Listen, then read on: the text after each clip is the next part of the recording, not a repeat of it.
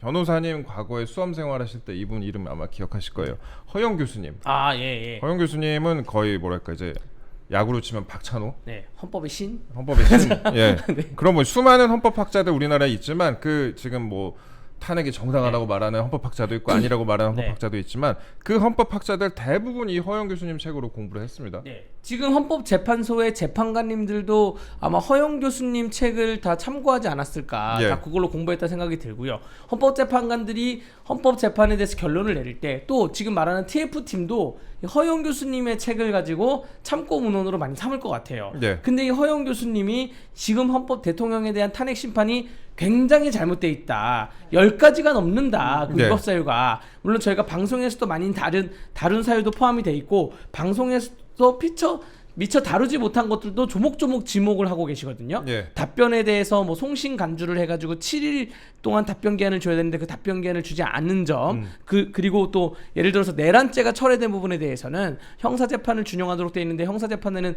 공소장에서 검사가 변경할 때 예. 동일성을 해야지 않는 범위 내에서 변경을 하는 것만 법원이 허용해야 되는데 내란죄 자체가 핵심인데 그걸 빼면 이 변경은 허용해서는 안 된다. 예. 라는데 헌법재판소가 임의적으로 허용한 점 등등해서 한 10가지 이상에 대해서 그 각종 뭐 증인신문 절차나 문제를 제기하고 있어요. 제가 짧게 좀 말씀을 드리자면은 허영 교수님이 이제 시사 잡지에 인터뷰를 했습니다. 그래서 제목이 위법 불공정 투성이 헌재의 윤 탄핵 심판을 탄핵해야라고 인터뷰를 했습니다. 그런 제목의 기사인데 헌재 위법 사례가 적게 적어도 10개가 훌쩍 넘는다 이런 식으로 지적을 하셨습니다. 그 내용 제가 짧게 좀 설명을 드리면은 일단 답변서 제출 기일 7일을 보장하지 않고 공판 준비 기일을 일방적으로 지정했다. 이거는 저희가 방송에서 여러 번 다뤘죠. 그리고 피소추인 변호인과 협의 없이 독단적으로 8차 변론 기일까지 잡았다. 이거 이제 두 번 이번에 더 잡긴 했는데 이 더 잡은 것도 8월이래.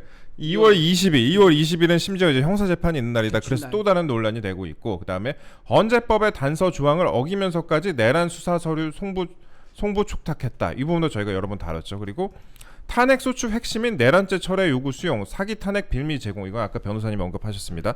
그리고 5차 변론부터 피고인에게 보장된 증인신문 참여권이 박탈이 됐다. 이것도 중요한 내용이죠. 3분만 시간 달라 그랬는데 그것도 안 됐고 그다음에 직접 물어보지도 못하겠고 이 형사재판에서도 직접 피고인이 물어보는 경우가 있잖아요. 간혹가다 있습니다. 예. 왜냐하면 변호인이 얘기해요. 이거는 이 사건의 특이성에 따라서 네. 판사님 이거는 피고인이 직접 물어보는 게 나을 것 같습니다. 그러면 그걸 허용해 줍니다. 판사님들이 예. 대신 시간 짧게 허용해 줘요. 이런 식으로 진행합니다. 이게 굉장히 문제가 되는 게 뭐냐면 형평성 문제도 있습니다. 예. 지금 이재명 대표가요. 예. 경기도지사 공무원한테 직접 신문한 적이 있어요. 재판에서. 네. 그런데 왜 이재명 대표는 되고 왜 윤석열 대통령 안 되느냐? 이 형평성 문제, 정치적 논란을 스스로 자초하고 있는 거죠. 거기다 또 원본 없앴다는 이 홍장원의 메모에 대해서 필적 감정에서 진위를 가려야 한다. 필적 감정해야죠. 이 홍장원 메모 같은 경우에는 지금 발언이 몇 번이 바뀌는지 제가 알 수도 없어. 네 개가 존재한다 이런 얘기도 있었고, 근데 계속 발언이 바뀌고 있는데 이거에 대해서 필적을 감정을 해서 그 진위를 가려야 한다라고 주장을 하셨습니다. 그리고 진술을 번복하고 있는 이진우, 김현태 증언 증거 채택은 개정형사법 위반이다. 그리고 공정성 논란이 큰 우리법연구회 출신 마은혁 임명 철회해야 한다라고 주장을 했습니다. 그리고 헌재 주석서대로 한덕수 대통령 권한대행 탄핵안부터 각하해야 이건 저희가 앞서 좀 설명을 드렸고요. 그다음에 저는 이 부분이 좀 중요하다고 생각해요. 박근혜 전 대통령 탄핵 심판 때도 17차례 변론을 했습니다. 그런데 지금 이제 8차 변론으로 해놓고 한두 번 더 잡아놓은 건데 이거 이렇게 졸속 심판해서는 안 될 말이다라고 허영 교수님도 지적을 하셨어요. 박근혜 전 대통령 탄핵 심판 때 17차례 변론했는데 심지어 이때는 박근혜 전 대통령이 재판에 참석하지 않았거든요. 근데 이번에는 윤석열 대통령은 직접 헌법재판소에 출석을 하고 있기 때문에 이거는 최소한 17차례보다는 더 많아야 되지 않을까라는 그런 생각을 해봅니다. 그때와 지금의 차이는 그때는 유튜브 기반이라는 플랫폼이 많이 활성화되지 않았고 지금 유튜브 기반 플랫폼이 활성화되어 있기 때문에 헌법재판소가 재판을 오래 하면 오래 할수록 뭔가 본인들이 실수하는 걸 자꾸 밝혀지게 되니까 그렇기 때문에 재판을 좀 빨리 끝내려고 하는 것 같아 보이고요. 허영 교수님이 이 시사 잡지에 인터뷰한 이 내용 이거 대통령 측 변호인들은 이걸 프린트해서 참고 자료로 제출해야 됩니다. 이거 일목요연하게 정리가 잘 돼 있기 때문에 헌법재판관들이 보기에도 우리들의 그 법을 공부할 때 했던 대한민국 헌법의 가장 권위자라고 하는 허영 교수님이 이렇게 지적할 정도구나라고 이걸 알아야 됩니다. 저는 이게 탄핵을 해야 된다고 주장하는 그런 사람들, 찬성파들이야말로 이런 부분들에 대해서 더 주목을 해야 된다고 생각을 합니다. 이게 만약에 그러니까 졸속 재판이라는 지금 비판을 받고 있는데 졸속으로 만약에 끝나버린다면 얼마나 많은 국민들이 그 결론에 대해서 찬성이든 반대든 공감을 할 수 있겠습니까? 그렇죠. 최대한 많은 국민들이 공감을 하려면은 최대한 기회를 많이 부여해야 되는 것 아닌가라는 생각을 하게 하고요. 그렇습니다. 예전에 이제 박근혜 전 대통령 때 기억하시죠? 정호성 전 비서관 거의 7시간 동안 신문하고 그랬거든요. 그렇죠. 지금 초시계로 딱 끊어버리잖아요.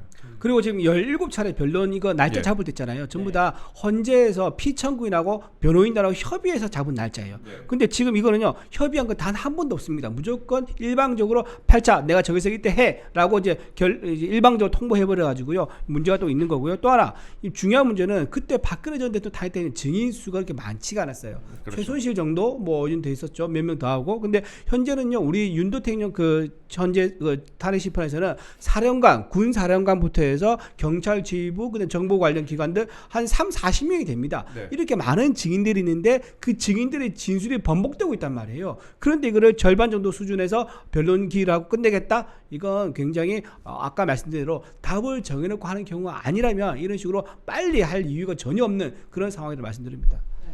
허영 교수님은요, 지금처럼 해서는 엄청난 국민 저항에 부딪힐 거다. 헌재가 완전히 가루가 돼서 없어질 수도 있다고 얘기를 하면서 강한 우려를 표했는데요. 간곡하게 지금이라도 헌재가 신중하게 탄핵 심판을 진행하라고 고언을 남겼습니다. 허영 교수뿐만 아니라 네. 그 여러 헌법학자들 다 이구동성 똑같은 말이에요. 이인호 교수님도 비슷한 말씀. 이인호 교수님도 예. 어제 또 글 또 새로 올리시더라고요. 이인호 교수님도 그렇고 이런 식으로 헌재가 이제 어떤 전문가의 눈에만 불공정해 보이는 게 아니에요. 일반 국민들의 시선에서 우리가 맨 처음 오늘 순서에서 말한 것처럼 헌재가 불공정하다는 여론이 절반 이상 정도에서 왔다 갔다 하지 않습니까? 이렇게 된 거를 스스로 자초하고 있는 문영배 재판관의 헌재 그 독주라든가 또는 본인 스스로 말했다시피 대본이 있는 헌재에 대한 진행 절차 그다음에 발언 시간 제한 이런 것들에 대해서 아마 이 결과가 나오더라도 이런 식으로 가서 결과가 나오지 않습니까? 그러면 과연 국민들이 수용할 것인가 엄청난 역풍이 불 수도 있다. 굉장히 위험한 상황이다 말씀드립니다. 이래저래 좀 논란이 많은 상황입니다. 논란이 많은 상황인데 그 문영배 대행 말씀하셨으니까 이게 제 입에 올리기도 민망해서 그동안 자세히 좀 안 다뤘던 내용인데 문영배 대행이 이제 음란물로 도배가 된 동창 카페로 이제 논란이 좀 빚었지 않습니까?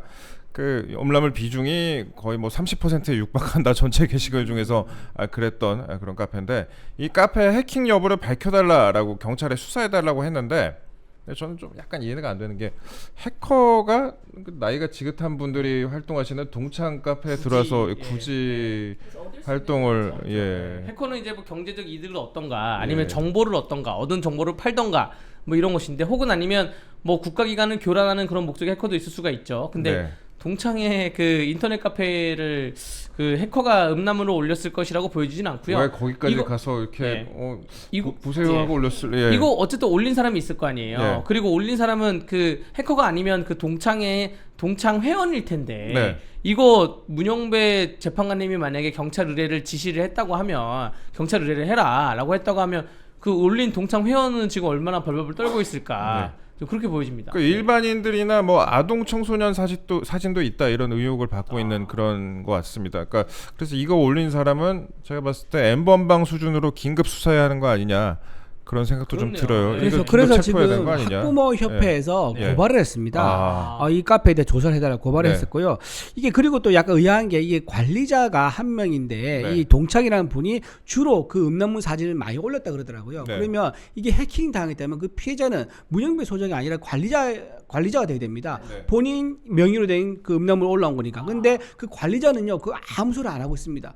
문영배 권한 대행만 지금 얘기하고 있는 이 상황이 왜 피해자가 아닌 문영배가 나서느냐 이런 문제도 있을 수 있는 거고요. 그리고 거기에 사진이 올려지게 된 그 피해자들 있잖아요. 그 네. 사진 속의 그 주인공들, 네. 그 사람들은 그 사람들이야말로 이제 피해자인데 그 피해자들 입장에서 보자면 이거는 굉장히 심각한 사건이에요. 그렇죠. 아청법으로 처벌받을 수 있는 거죠. 예. 거기다 공유한 사람들 대부분 다. 더군다나 문영배 소장 같은 경우 이 카페에 300번 넘게 접속을 했고요. 접속을 했고 또 댓글도 작성을 했습니다. 물론 이제 댓글도 지금 약간 뭐 논란 있는 부분이 있긴 국힘에서 합니다. 근데 이거 댓글 그렇죠. 관련해서 약간 이제 사진 조작된 사진에다가 이제 그거를 대응을 해가지고 약간 국힘에서 약간 그렇죠. 예, 국힘에서 헛발질 바로 이제 한번 했죠. 예. 바로 이제 성명서를 정정하기도 했는데, 그러니까 댓글이 실제 문영배 재판관이 그 달았던 사진 밑에 있는 댓글이 아니고 다른 사람 거를 뭐 갖다 붙였다는 얘기가 있더라고요. 그래서 그 건이 있긴 하지만 그래도 본질은 뭐냐면 문영배 재판관이 음란물이 전체 게시물의 3분의 1을 차지하는 카페에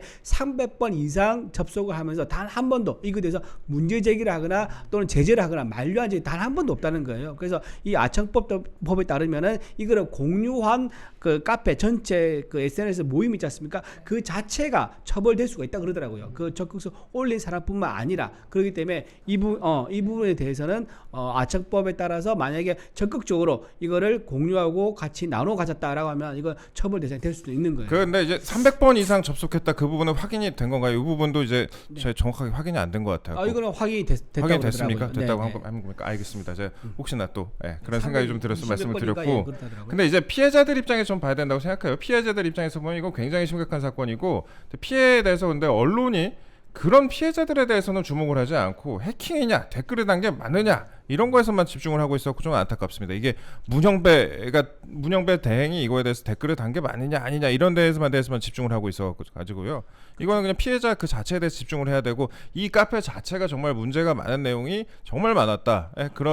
그런 아동 관련된 내용이나 일반인들 관련된 그런 사진이 너무 많이 올라와가지고 그러니까 전체 게시물 중에 30%가 만약에 넘는다면은 이거는 그냥 사실상 동창 카페라기보단 다른 목적의 카페라고 봐야 되는 거 아니냐 그런 시각도 있지 않습니까?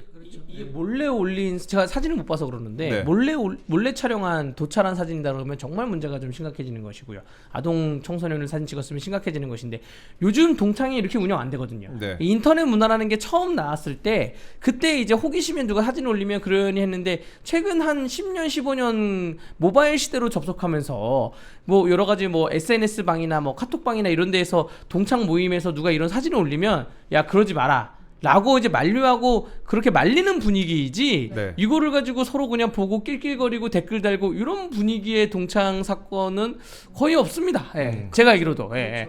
그리고 그렇게 그 야한 사진을 올리거나 그걸 동조하거나 그러면 그 동창회 자체를 폭파해가지고 같이 안 노는 부류인 건데 흔히 약간 좀 이렇게 약간 좀 황당합니다. 흔히 네. 뭐라 얘기하면 카페에 이제 물을 흐린다. 네, 맞아요. 이렇게 그렇죠. 얘기하죠. 예, 예, 예. 물을 이제 흐린다 하면서 정치 얘기, 종교 얘기, 성 얘기 그렇지. 이런 거 안 하고 그게 동창회 정치 얘기하면 물 흐린다면서 예, 예. 뭐 강타든지 발언을 예, 중지시키는 그렇게 이렇게 하는데 네. 그거 좀 특이합니다. 예. 이 수사에 대해서는 저희가 한번 이 정도만 얘기 말씀드리겠습니다. 네. 네네. 그리고 오늘 이제 국민의힘 의원 40여 명의 헌재를 찾는다고 합니다. 오늘 대변인님은 안 가시죠? 예, 오늘은 제가 다른 또 방송이 있어서 다음에 한번 네. 또 가시는 것으로 그러면 예. 헌재 한번 가시는 것으로 대변인도 행동하는 양심이 또 되시는 것으로. 네, 알겠습니다. 오늘 40여 명이 이제 네. 헌재를 찾는다고 합니다. 이 내용도 짧게 한번 부탁드릴게요. 네, 오늘 이제 헌재 한 40여 명 정도가 가는데요. 19차 변론 기일 열리기에 앞서서 공정한 탄핵 심판 심리를 촉구하기 위해 추가 변론 기일 지정을 압박하기 위해서 좀 우리가 가는 걸로 그렇게 좀 알려지고 있습니다. 앞서서 권선동 원내대표는요, 원내대표단들도 지난 12일 헌재를 직접 찾아서 졸속 심판과 편향적 진행에 대해서 우리가 집중적으로 문제 제기를 한 적도 있습니다. 예, 그렇습니다. 그 국민의힘이 이런 입장이에요. 그러니까 과거 박근혜 전 대통령도 탄핵심판 변론이 17차례 진행된 점을 고려할 때 속도가 지금 지나치게 너무 빠르게 진행이 되고 있다. 이렇게 좀 언급을 하고 있고 그 다음에 헌재가 변론 기일에 추가를 했지만 국민 모두 결과를 수용할 정도로 한 점 의혹 없이 심리를 마치려면 변론이 졸속으로 끝나면 안 된다라고 그렇게 주장을 하고 있습니다. 그렇죠. 지난주 12일이죠. 지난 수요일인가 목요일인가요. 원희룡 이제 전 장관이 국회 소통관에서 기자회견을 했었습니다. 그러면서 헌재의 불공정 심판을 강하게 질타를 했었고요. 또 15일날 원희룡 이제 당협위원장 전체 원외 당협위원장이 모여서 헌재까지 행진하는 행사를 한 적이 있었는데 거기에도 참석을 해가지고 연단에 올라갔다고 합니다. 역시 네. 원희룡 캠프 대변인 출신이나 그런가 네. 유독 눈에 띄더라고요. 유독 예. 눈에 띄어서 제가 설명을 궁금하신 분도 있을까 봐서 설명을 또 드립니다. 예.